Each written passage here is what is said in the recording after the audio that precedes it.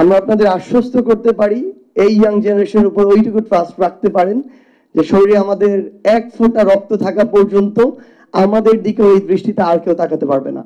এবং এই যে ভোক্তা অধিদপ্তর নামে একটা অধিদপ্তর আছে, খুবই অবাক করা বিষয়, এই ভোক্তা অধিদপ্তর মাত্র সর্বোচ্চ 50,000 টাকা জরিমানা করতে পারে, অথচ শত শত কোটি টাকা এদিক ওদিক লুটপাটের বিভিন্ন এক্সাম্পল এরকম কিছু কিছু কোম্পানি করছে। যখন আমাদের যারা অগ্রজ তারা তাদের জায়গা থেকে চেষ্টা করতে করতে একটা সময় এমন অবস্থায় গিয়েছে যে ভাবছিল যে আল্লাহ না চাইলে মনে হয় আর সম্ভব নয়, তখনই সেই ইয়াং জেনারেশন বিন্দুমাত্র জীবন রক্ত কোনো কিছুর পরোয়া না করে সেই দানবের সামনে নেমে পড়ে এবং সেই দানব যা কিছু কেড়ে নিয়েছে, কিন্তু বিন্দুমাত্র নেগোসিয়েশন না করে বাংলাদেশকে নতুন একটি স্বাধীনতা এনে দিয়েছে। এবং আমার জায়গা থেকে মনে হয় মাত্র স্যার যেটি বললেন যে আমাদেরকে আসলে এই কঠিন সময় যদি আসে তাহলে ইউক্রেনকে তো অনেকে প্রোটেক্ট করছে, আমাদেরকে কে করবে? আমরা আপনাদের আশ্বস্ত করতে পারি এই ইয়াং জেনারেশনের উপর ওইটুকু ট্রাস্ট রাখতে পারেন যে শরীরে আমাদের এক ফোঁটা রক্ত থাকা পর্যন্ত আমাদের দিকে ওই দৃষ্টিতে আর কেউ তাকাতে পারবে না।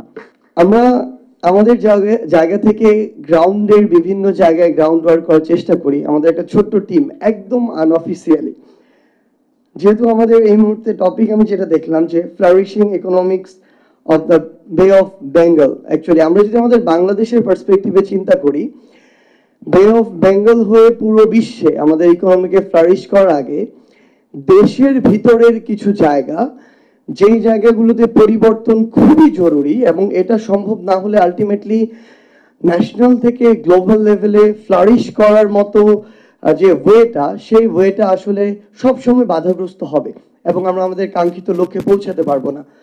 তো আমরা আমাদের জায়গা থেকে আজকে এই গল্পটা প্রথম শেয়ার করছি। ছোট্ট একটা টিমকে, 3 জনের একটা টিমকে আমরা আসলে বৈষম্যবিরোধী ছাত্র আন্দোলনে যারা এই অভ্যুত্থানের গুরুত্বপূর্ণ জায়গায় কোঅর্ডিনেট করেছে তাদেরকে আমরা দায়িত্ব দিয়েছিলাম যে কেন আসলে এই যে দ্রব্যমূল্যের যে ঊর্ধ্বগতিটা হচ্ছে, আমরা অর্থনীতি নিয়ে কথা বলছি, অথচ আমার দেশের এই যে বিশাল সংখ্যক একটা মানুষ, একটা অন্তর্বর্তীকালীন সরকার চেষ্টা করছে, তারপরও তাদের মানে অর্থনীতিতে এতভাবে এত দিক থেকে এত মানুষের চেষ্টা, কিন্তু তাদের হাতের নাগালে এত চেষ্টার পরও সরকার কত জায়গায় তাদের ভ্যাট ট্যাক্স মওকুফ করেছে, সরকারের অনেক দিক থেকে আয়ের পথগুলো পর্যন্ত রহিত করেছে সরকার, তারপরও ওটি নিয়ন্ত্রণ করা যাচ্ছে না। তো আমাদের এই টিম প্রায় 1 মাস কাজ করেছে এটার পিছনে, একদম আনঅফিসিয়ালি। তো এরপরে আমাদের ফাইন্ডিংস যে জিনিসগুলো এসেছে, আসলে আমরা আজকে আমি আমার জায়গা থেকে বিষয়গুলো এখানে অবশ্যই একটু সংক্ষেপে তুলে ধরতে চাই, কারণ আমার মনে হয়েছে যে আমরা অর্থনীতির কথা চিন্তা করব, অথচ আমাদের যে খেটে খাওয়া মানুষ প্রায় 60-70% মানুষ, যাদের আসলে এত কষ্টের জীবন ধারণ প্রত্যেক দিনের হিসেবে প্রত্যেক দিন করতে হয়, তাদেরকে কিভাবে আমাদের কিছু চক্র, কিছু মানুষ জিম্মি করে ফেলছে। এবং আমরা যদি আমাদের অর্থনীতিকে উত্তরণ করতে চাই, অল্প কিছু মানুষের কাছে আমাদের জিম্মি হওয়া থেকেও আমাদের উত্তরণ ঘটাতে হবে। তো আমরা যেটা দেখলাম যে আমাদের এখন একজন ধরেন উপদেষ্টা আছেন, বাণিজ্য উপদেষ্টা, এই পদে এর আগে মন্ত্রী হিসেবে থাকতেন, বাণিজ্য মন্ত্রী। তো আপনি উপদেষ্টাই বলুন আর বাণিজ্য মন্ত্রী বলুন, আমি শুধু এখনকার সময় বলছি না, পূর্বের সময়ের কথা বলছি, একসাথে ওভারঅল এই জায়গাটাতে যে মানুষটা বসেন, দুইটা ভাগে হতে পারে। একদম খুব সাদামাটা ভাবে যদি ভাগ করি, হয় তিনি বাণিজ্য সংশ্লিষ্ট অর্থাৎ বড় একজন বিজনেসম্যান, যার এক্সাম্পল এখন আমরা দেখতে পাচ্ছি ওই ফ্যামিলির একজন মানুষ, অথবা যেটি দেখা যায় যে যার বড় বড় বিজনেসম্যান, তাদের একজন স্টেক হোল্ডার, অংশীদার, তাদের একজন শেয়ার হোল্ডার। এটা প্রত্যক্ষভাবে না, প্রচ্ছন্নভাবে পরোক্ষভাবে যে শেয়ার আসলে তারা সরাসরি এখানে নেন না, মানুষ দেখেনও না, যে শেয়ার জমা হয় হয়তো বা ওই যে আমাদের ওয়েস্টে গিয়ে আর কি। তো এই যে মানুষরা, তারা তাদের জায়গা থেকে যখন ওই চেয়ারটাতে থাকেন, আমি বেশ কয়েকটা আমাদের ফাইন্ডিংস নিয়ে কথা বলবো, তখন এই মানুষগুলো ওই চেয়ারটাতে বৃহৎ অর্থে দেশ বা দেশের মানুষের কথা চিন্তা না করে নিজের পরিবারের লাইফ টাইম একটা মানে অর্থনৈতিক সাম্রাজ্য তৈরির চিন্তা করেন আর কি, যেটা তিনি না, তার পরের 5 পুরুষও শেষ করতে পারবেন না কোনোদিন। এই জায়গাটাতে তাদের মাথায় যদি তিনি বিজনেসম্যান হন, চিন্তা করেন ক্ষমতা তো 1, 2, 5 বছরের জন্য, কিন্তু আমার বিজনেস সারা জীবনের জন্য, আমার পরবর্তী প্রজন্মের জন্য।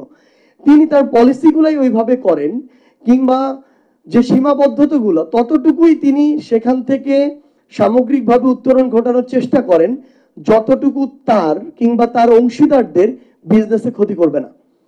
এটা চিন্তা করেন না যে কতটুকু আসলে বাংলাদেশের জন্য প্রয়োজন, বাংলাদেশের মানুষের জন্য প্রয়োজন। সো এই জায়গায় তাদের কাছে দেশ এবং দেশের মানুষের আগে ব্যক্তি স্বার্থটা প্রাধান্য পায়। এখনো আমরা মন্ত্রণালয়ের সংশ্লিষ্ট, সেটা মন্ত্রিপরিষদ হোক, আমলাতন্ত্র হোক, ওই মানুষগুলোর সেভাবে এক্ষেত্রে আগ্রহ দেখতে পাচ্ছেন স্টিল অ্যাট দিস মোমেন্ট। এরপরে যে জিনিসটা হয়, এখানে মন্ত্রণালয়ের সংশ্লিষ্ট যারা আমলাতন্ত্রের বিভিন্ন পদে যে মানুষগুলো রয়েছে, আমলারা, সেটা স্থানীয় প্রশাসনে ইউএনও ছিলেন, তারা এক সময় ডিসি ছিলেন, এখন আমলাতন্ত্রের বিভিন্ন জায়গায় আছেন। তারা তাদের জায়গায় বিভিন্ন প্রোগ্রাম, এটা ব্যক্তিগত হতে পারে, পারিবারিক হতে পারে, প্রাতিষ্ঠানিক হতে পারে, এই প্রোগ্রামের জন্য কিছু বড় বড় বিজনেসম্যানের কাছে যান, কমিউনিটির কাছে যান, গিয়ে স্পন্সর নেন, যা প্রয়োজন তার চেয়ে অনেক বেশি নেন, কিছু নিজের পকেটে ঢোকান। এইভাবে স্পন্সর নিয়ে তারা ওই প্রতিষ্ঠানগুলোর কাছে এক প্রকার জিম্মি হয়ে যান। এরপরে এই মানুষগুলোকে ব্যবহার করে ওই প্রতিষ্ঠানগুলো তাদের জায়গা থেকে মানে যত রকমের অসৎ সুযোগ সুবিধা নেওয়া যায় সেটা নেয়, ফলে এই কন্ট্রোলটা তারা প্রশাসনিকভাবে করতে পারেন না।